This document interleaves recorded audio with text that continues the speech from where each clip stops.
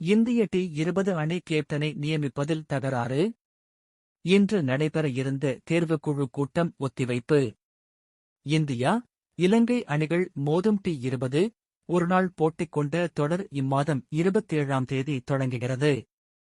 இந்த தொடரில் பங்கேற்கும் இந்திய அணியை இன்று தேர்வுக்குழு அதிகாரப்பூர்வமாக அறிவிக்கும் என்ற தகவல் வெளியானது. ஆனால் பொது பயிற்சியாளராக வந்திருக்கும் கம்பீர் பல்வேறு கண்டிஷனை போட்டு இருக்கிறார். இதில் ஒன்று கூட பிசிசையால் இன்னும் நிறைவேற்ற முடியவில்லை. கம்பீர் மட்டும் பயிற்சியாளராக வந்துள்ள நிலையில் பேட்டிங் பயிற்சியாளர் யார், பவுலிங், பீல்டிங் பயிற்சியாளர்கள் யார் என்று இன்னும் பிசிசிஐ அறிவிக்கவில்லை. இது போதாது என்று கம்பீர் டி20 கேப்டனாக சூரியகுமார் யாதவ்தான் தேர்வு செய்யப்பட வேண்டும் என்று வலியுறுத்தியிருக்கிறார். ஆனால் தேர்வுக் குழுவில் உள்ள அஜித் அகார்கரும் பிசிசிஐ செயலாளர் ஹர்திக் பாண்டியா டி20 அணியின் கேப்டனாக வரவேண்டும் என்று விரும்புகின்றார்.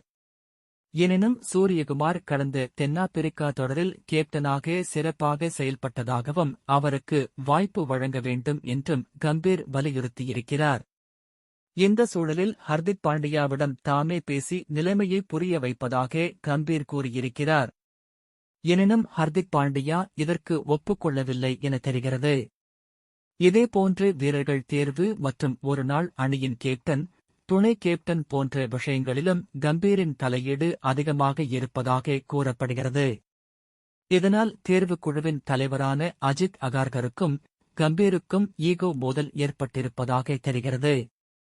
இதன் காரணமாக ஒருமித்த கருத்து எட்டப்படாததால் இன்று நடைபெற இருந்த இந்திய அணியின் தேர்வு குழு கூட்டம் ஒத்திவைக்கப்பட்டிருப்பதாக செய்திகள் வெளியாகியிருக்கின்றது. இன்னும் இந்தியா இலங்கை தொடருக்கு 10 நாட்களே உள்ளன. வரும் 23ஆம் தேதி இலங்கைக்கு இந்தியா செல்ல இருப்பதாக திட்டமிடப்பட்டு இருந்தது. ஆனால் இதுவரை எந்த ஒரு முடிவும் எட்டப்படாததால் இந்திய கிரிக்கெட்டில் என்ன நடக்கிறது என்று தெரியாமல் ரசிகர்கள் குழம்பி போய் உள்ளனர்.